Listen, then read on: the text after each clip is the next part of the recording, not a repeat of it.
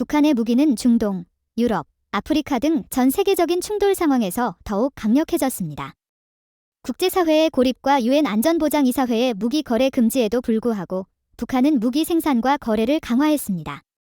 실제로 이 나라는 미국의 몇몇 적들에게 무기를 제공하여 북한에게 재정적, 기술적 이익을 가져다 주었고 특히 한국에서의 충돌 위험을 증가시켰습니다.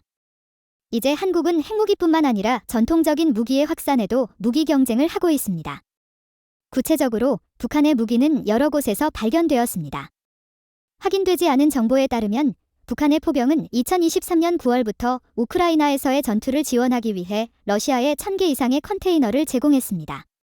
북한의 유탄과 로켓은 2023년 10월 7일 이스라엘에 대한 하마스의 공격에서 사용됐을 가능성이 있으며 이스라엘군은 이후 가자 지구의 하마스 저장고에서 이러한 무기들을 많이 발견했습니다. 또한 북한의 다용도 발사대와 유도 미사일은 수단의 반군 단체들 손에 넘어갔을 것으로 추정됩니다. 무기 거래는 북한의 재정, 전략, 기술면에서 상당한 이익을 가져다 주었습니다. 서방의 일부 전문가들은 이러한 거래와 그로 인한 불안정성을 초래하는 영향을 막기 위해 긴급한 조치가 필요하다고 주장합니다. 이를 위해 미국은 감지, 감시, 제재 준수를 강화하기 위한 강력한 국제연합을 모집해야 합니다. 또한 북한은 중국, 이란, 러시아, 시리아와 같은 여러 국가와 관계를 유지하고 있습니다.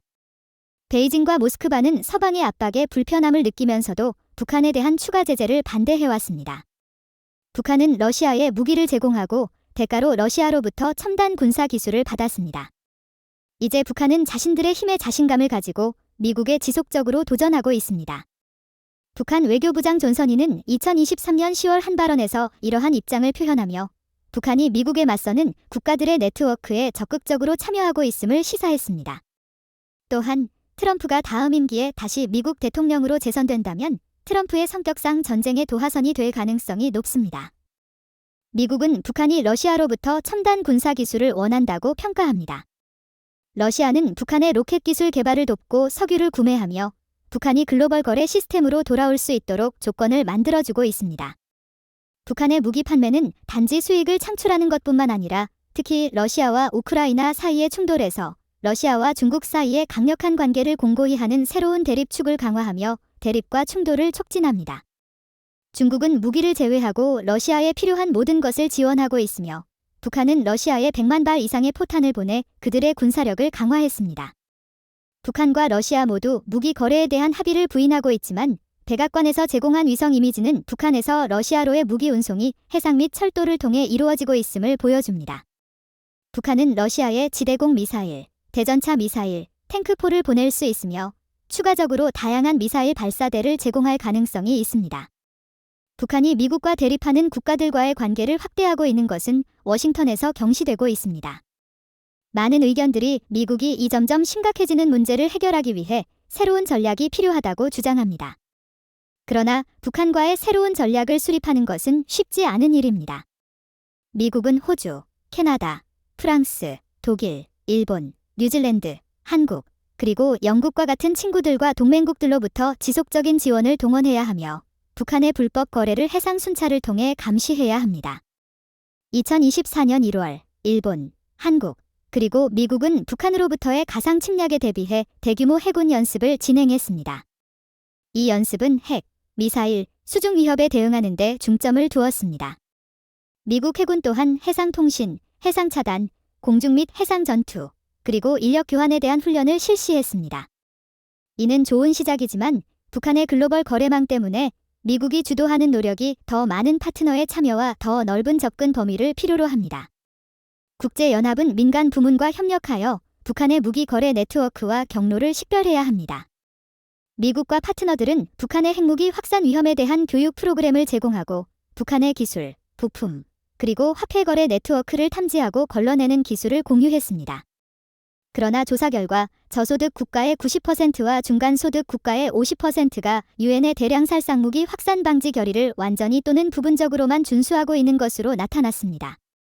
이는 정치적 필요성에서 비롯된 것으로 보이며 이들 국가가 북한을 강력히 제재할 동기가 부족함을 시사합니다.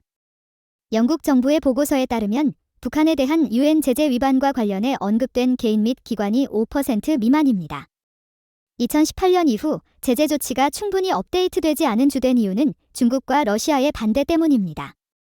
북한은 온라인 활동을 강화했으며 암호화폐 해킹을 통해 30억 달러 이상을 탈취한 것으로 보입니다.